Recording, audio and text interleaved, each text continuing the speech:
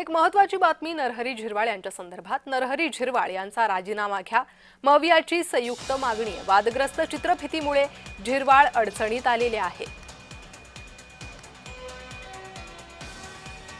व्हिडिओमध्ये जे काही लोक दिसत आहेत त्यांचं वय नक्कीच 18-19च्या पुढे आहे। आता याच्यामध्ये त्या महिलेने पोलिसांकडे कंप्लेंट दिली का हे आपल्याला बघावं लागेल, आणि पोलिसांकडे जर कंप्लेंट दिली असेल की माझ्यावर जोर जबरदस्ती झाली तर 100% कारवाई ही झाली पाहिजे।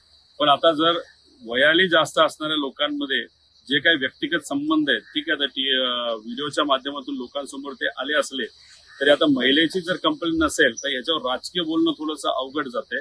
पण जर महिलेने कंप्लेंट केली तर झिरवाळांना आपण सोडायचं नाही। खरं तर हॉरिबल व्हिडिओ येतो। ती जी व्यक्ती आहे ती ट्रान्सजेंडर व्यक्ती आहे।